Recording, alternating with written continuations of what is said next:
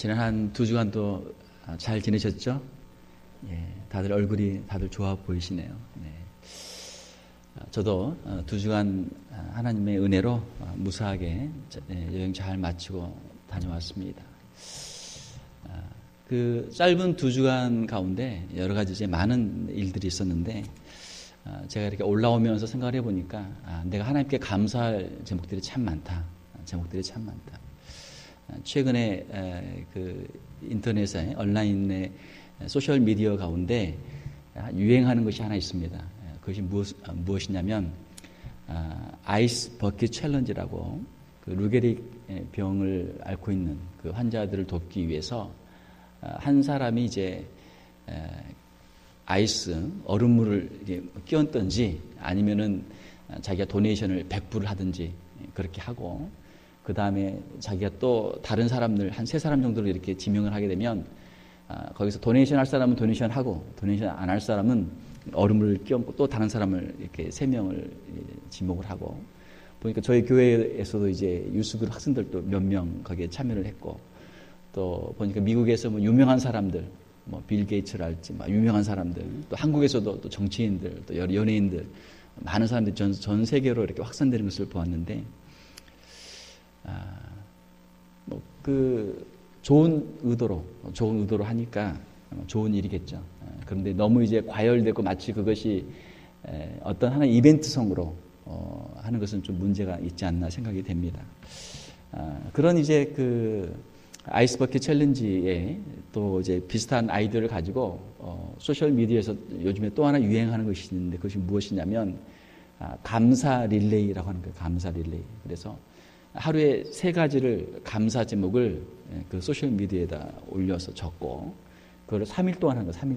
3일 동안 하루에 3가지씩 매일 다른 제목을 3가지를 감사를 하고 그리고 거기에다 2명씩을 이제 지명을 해요. 그러면은 그 2명이 이제 또 감사 릴레이를 계속해서 하는 것이죠. 3명, 그 2명이 또 감사 릴레이를 3일 하고 또 다른 사람을 또 지명하면 점점 이게 그 확산이 되는 것이죠.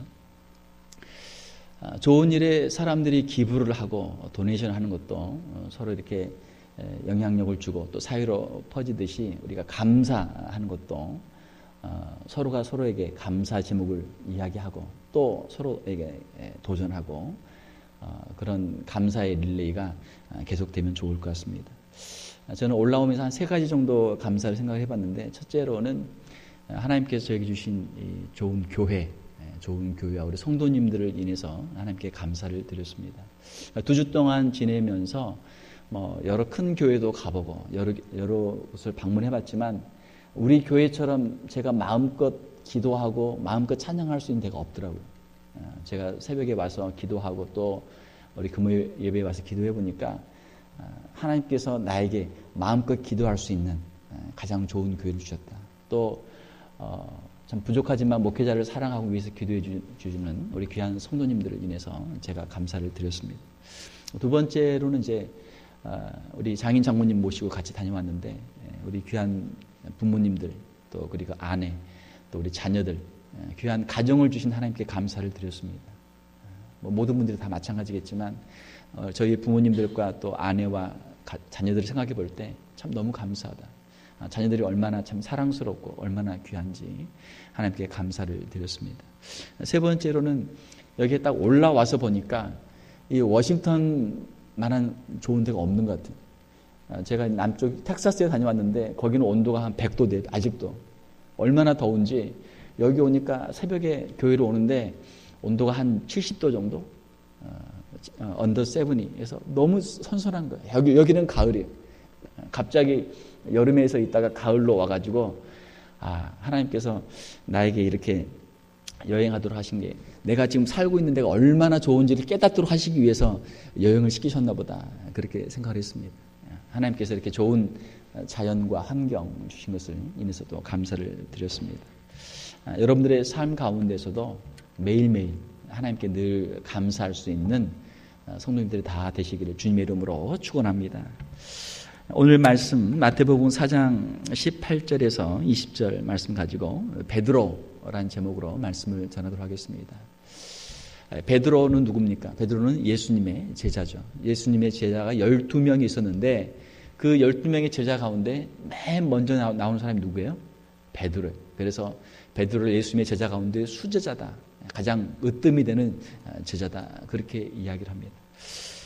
예수님의 제자로서 베드로는 여러 가지 사건들이 많이 있었는데 베드로를 통해서 예수님의 제자의 삶이 어떠한 것인가, 어떻게 해야 예수님의 제자로서 하나님께 쓰임받을 수 있는가 하는 것을 잠깐 살펴보도록 하겠습니다.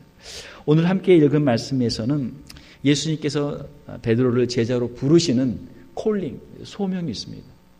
예수님께서 제자를 부르시는데 베드로가 무엇을 하고 있었습니까? 18절에 보면 바닷가에서 그물을 던지고 있었어요. 그물을. 물고기를 잡는 어부였습니다. 물고기를 잡는 어부.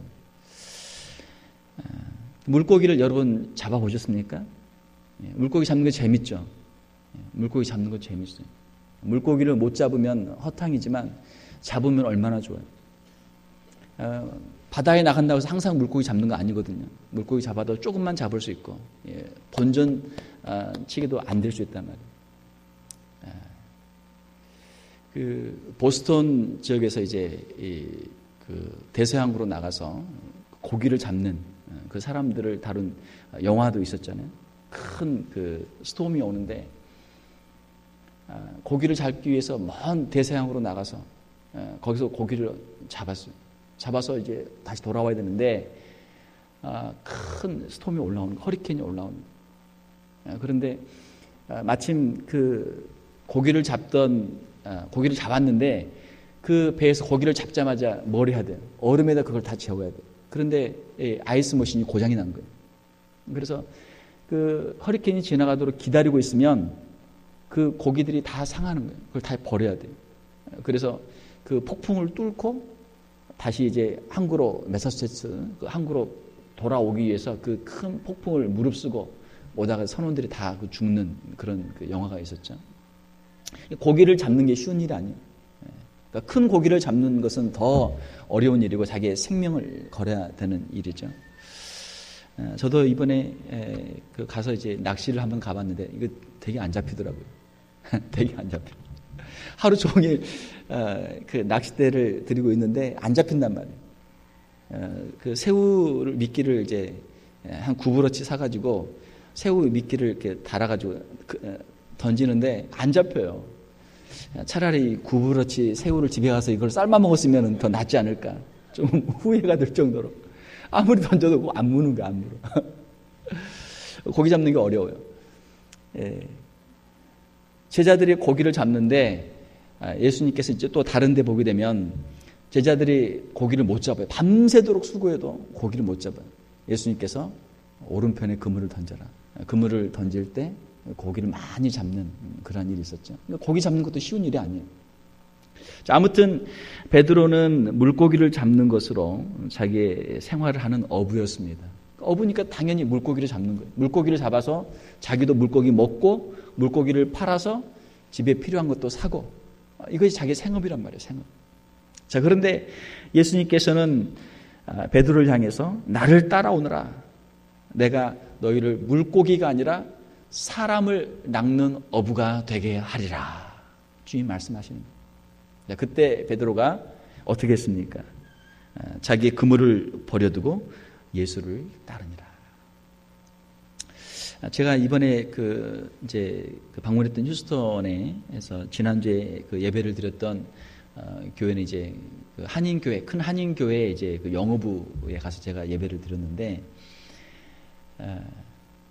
그 이제 목사님이 설교를 하는 가운데 그 영상으로 하나 이제 그 비디오 클립을 보여주는데, 그 내용은 무슨 내용이냐면 자기 교회 그 영어부 한 500명이 돼요. 그 자기 교회 멤버가 어떻게 자기 직장에서 생활하고 있는지 하는 것을 보여주는 거예요. 그 멤버는 이제 소아과 의사인데 자기 직장에서 안 믿는 직원들에게 전도하고, 또 환자들이 오면 소아과 의사니까 그 아이들의 부모들이 오잖아요. 그 환자들에게 전도하고, 환자들에게 전도하는 건 쉬운 일 아니거든요. 환자들에게 전도하고, 또 자기 교회 이제 그 2세들 가운데 직장을 구하는 사람이 있으면 좀 마땅한 잡이 있으면 자기 직장에 그 사람도 채용도 해주고 이렇게 하다 보니까 자기 직장에 있는 사람들이 다 자기 교회 다니는 그런 사람이 된 거예요. 그래서 이제 그 교회를 방문했던 사람이 이렇게 이제 비디오 촬영하는데 여기가 이 소아과 병원인지 우리 교회인지 알 수 없다. 이제 농담을 하면서 이제 그렇게 이제 인터뷰하는 내용을 봤습니다. 중요한 것은 무엇이냐면 직장에서도 전도할 수 있다는 거예요. 직장에서도 전도할 수 있다는 거예요. 내가 일하는 이 직장이 내가 먹고 살기 위한 일터다 생각하면 전도할 수 없어요.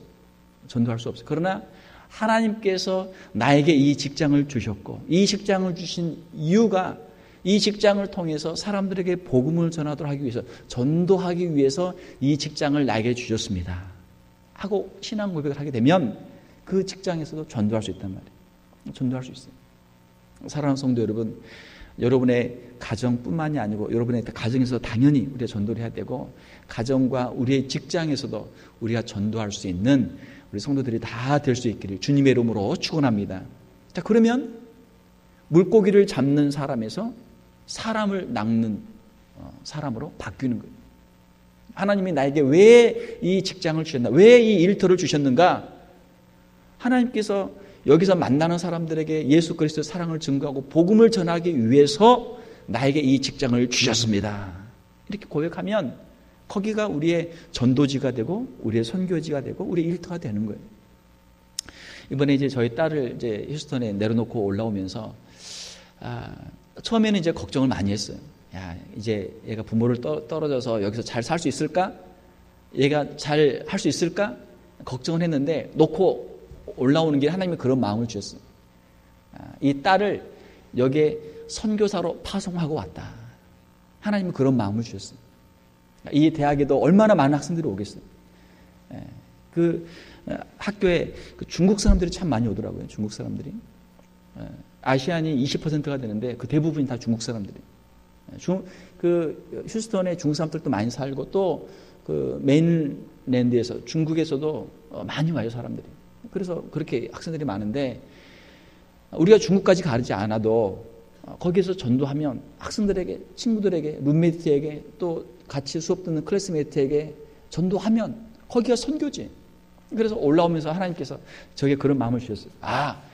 딸을 여기다 선교사로 파송하고 왔다. 그런 마음을 하나님이 주셨어요. 그런 마음을 제가 가지고 기도하면서 올라오니까 마음이 너무 편한 거예요. 그렇지. 아프리카에 가서 선교할 수도 있고 중국에 가서 선교할 수도 있는데 이 미국에서 휴스턴에서 선교하는데 이거 얼마나 쉬워요. 얼마나 쉬워요.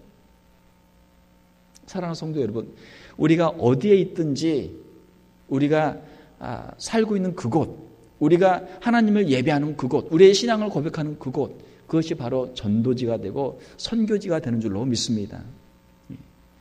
우리가 베드로처럼 우리가 주님을 섬기기 위해서 우리의 직장을 다 버리고 다 신학교 갈 필요는 없어요.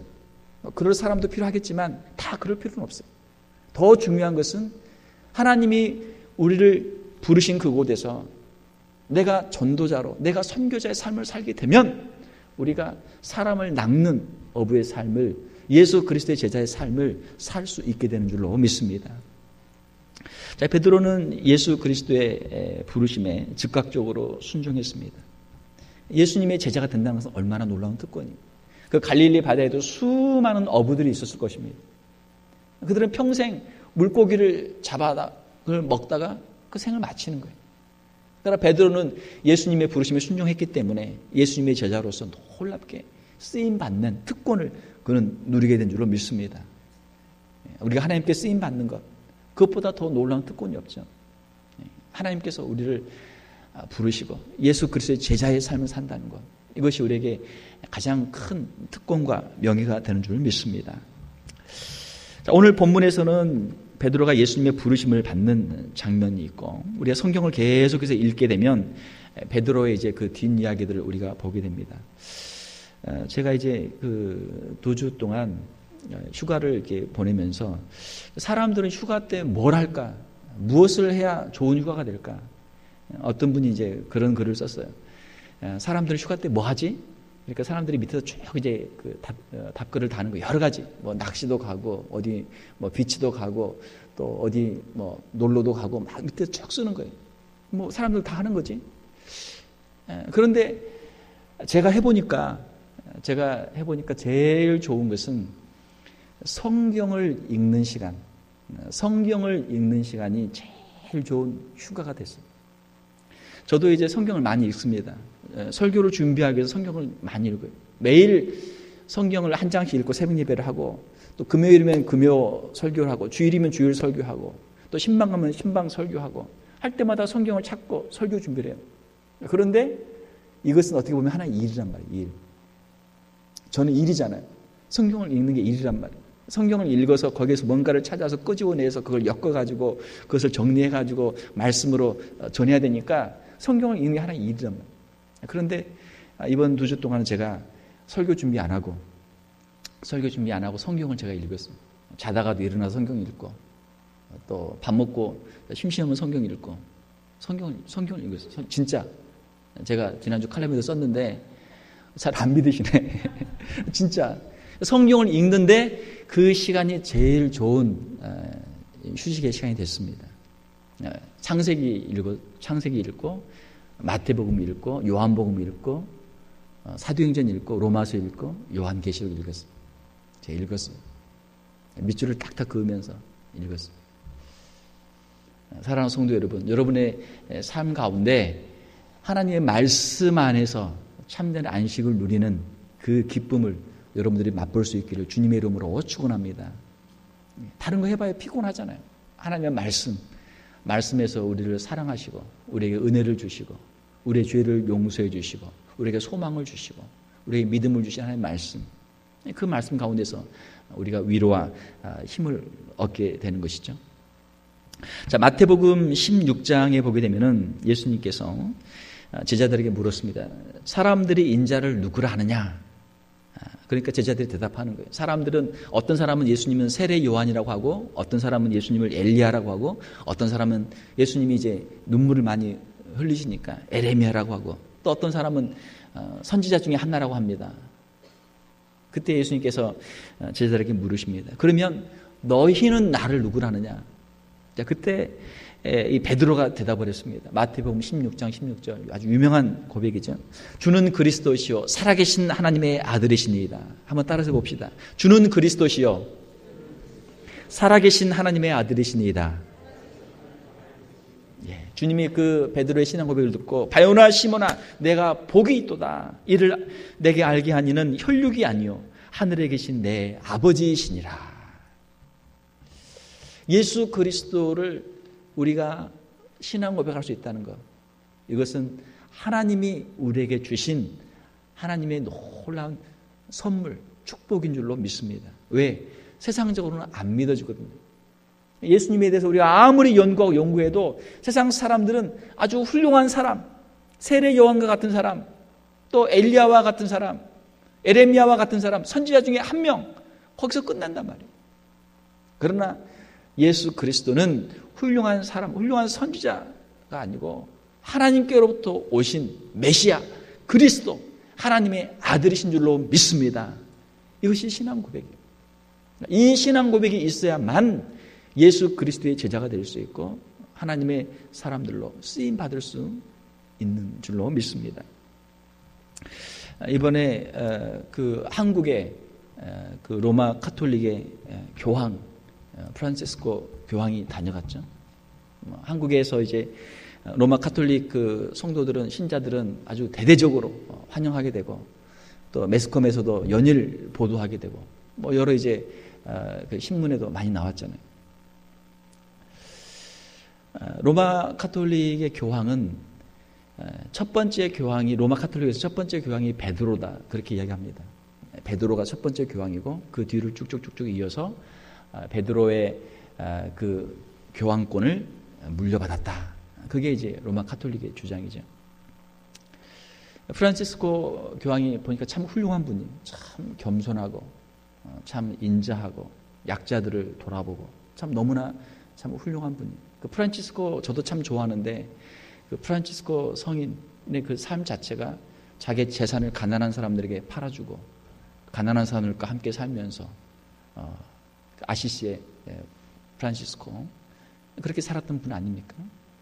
참 너무나 훌륭한 분이다 이렇게 생각이 됩니다. 자, 훌륭한 분인데 한 가지 아쉬운 게 있어요.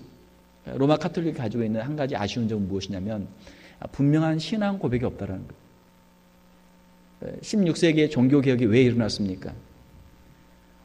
중세 천년의 로마 카톨릭의 타락과 부패로 종교개혁이 일어났어요. 16세기 종교개혁이 일어났어요.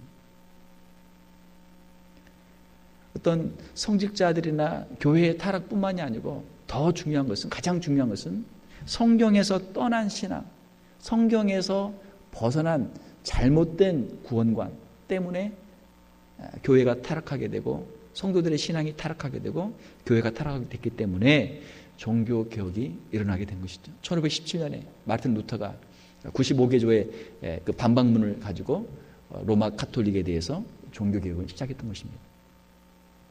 종교개혁의 가장 중요한 그 슬로건은 무엇입니까? 오직 성경으로. 우리는 오직 성경으로 우리는 신앙생활을 한다.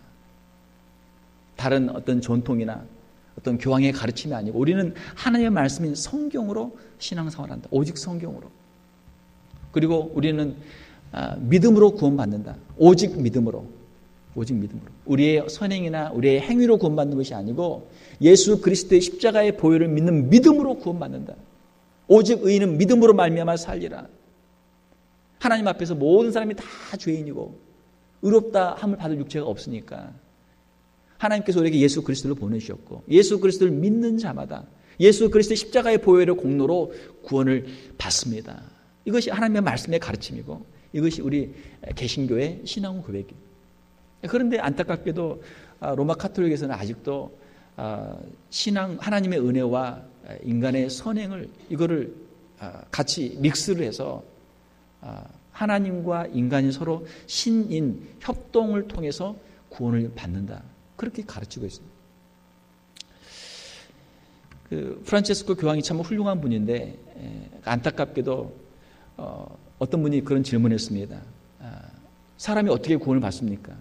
예수님을 믿지 않고 착하게 살다가 죽은 사람들은 어떻게 됩니까? 질문했을 때 프란체스코 교황이 이야기하기를 양심에 따라서 선을 했으면 하나님께서 그에게도 자비를 베풀어서 구원을 허락해 주실 것입니다. 양심 구원을 얘기했단 말이에요. 양심 구원. 자기의 양심으로 자기의 선행으로 구원받을 사람이 누가 있습니까?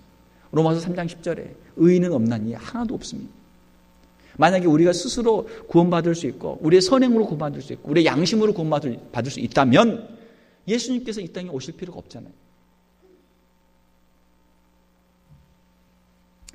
베드로가 예수 그리스도의 복음을 증거할 때 산헤드린 공회에서 유대인들이 베드로와 또 제자들을 붙잡고 그들에게 이야기했습니다. 예수의 이름을 말하지 마라. 예수의 이름을 말하지 마라. 이때 베드로가 어떻게 이야기했습니까?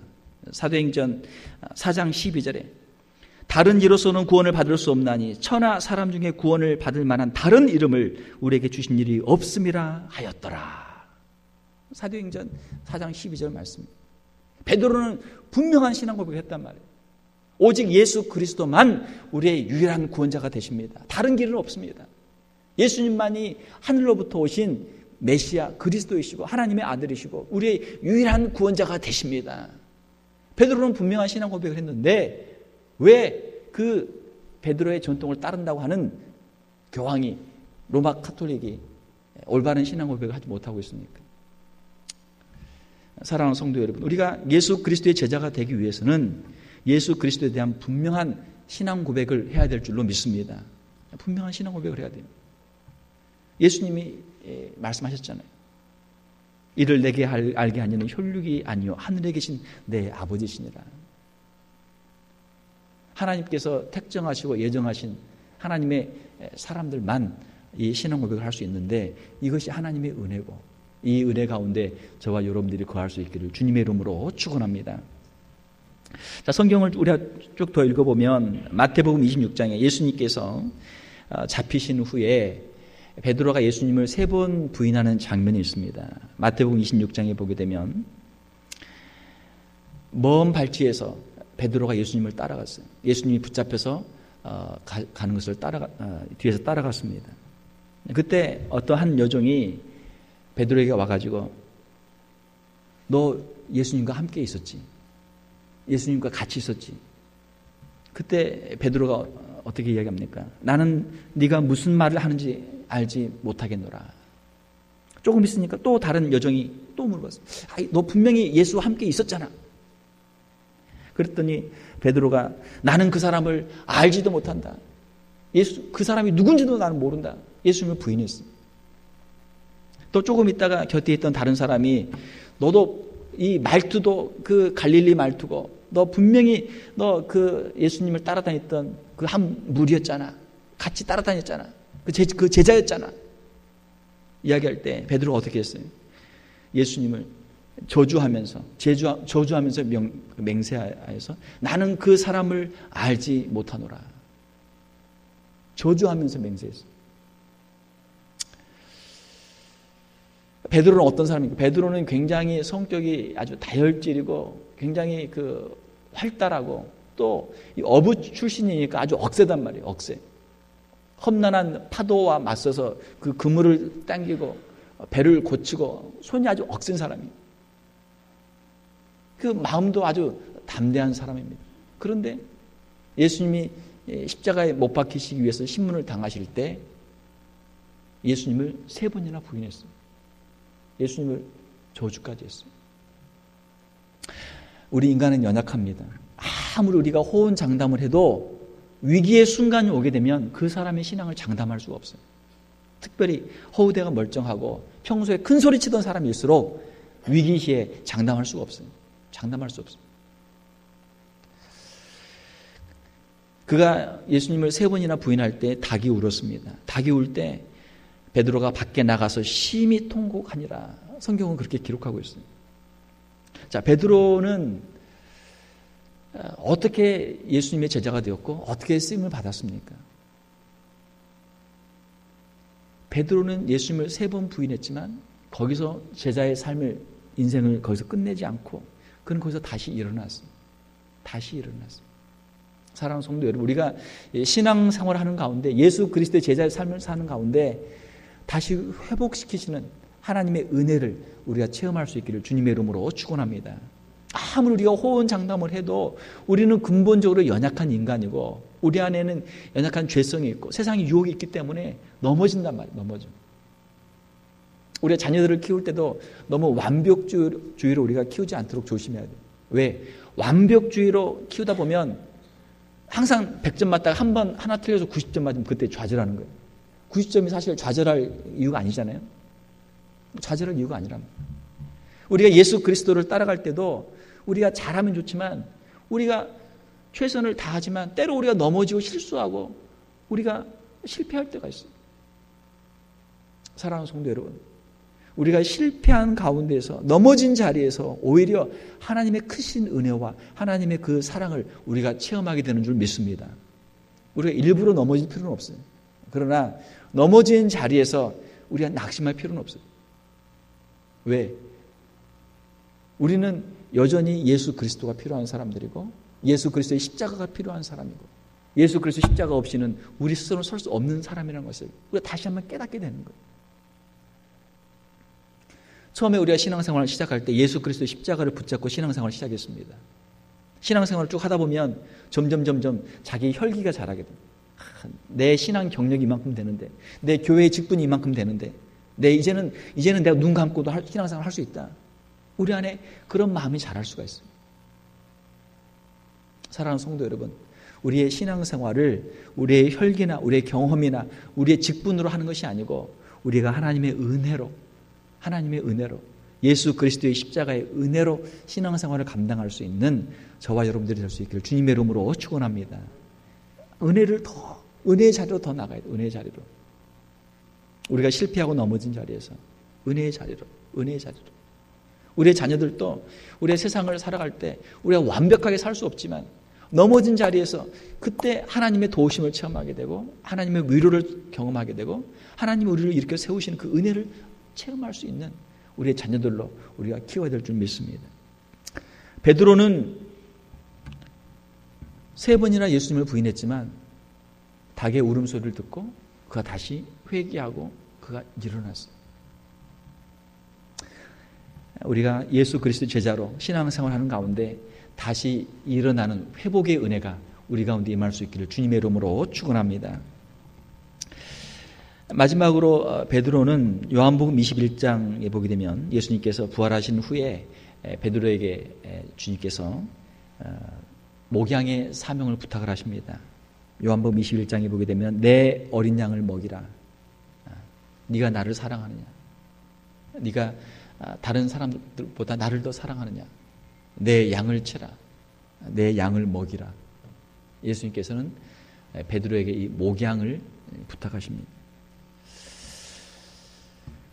베드로는 예수님으로부터 이 부탁을 받고 이제 오순절에 성령 충만함을 받고 그가 전도자의 삶을 감당하게 되고 또 많은 사람들을 목양하는 영적 지도자의 사명을 그가 감당하게 되는 것을 우리가 보게 됩니다.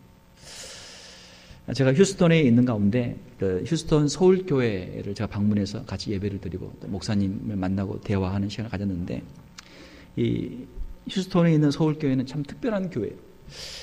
제가 이렇게 교회를 방문해 보니까 주일날 그 출석이 한 2,000명이 돼요. 2,000명이 되는데 작년만 한 1,000명이 되고 영어부가 한 500명이 되고 그 다음에 주일학교 중고등부 합쳐서 한 500명, 한 2,000명 정도 출석이 돼요. 그런데 이제 뭐 2,000명 되는 교회가 뭐 그렇게 많지는 않지만 또 더 큰 교회도 있기 때문에 그게 특별한 게 아니고 뭐가 특별하냐면 주일날 출석이 지난주 주보를 제가 보니까 출석이 1,042명인데 금요일마다 구역 예배를 하거든요. 구역 예배에 모인 우리 거기서는 이제 목장이라고 부르고 우리는 구역이라고 부르지만 그 목장에 출석한 사람 숫자를 다 세니까 출석한 사람 작년이 1,162명이에요.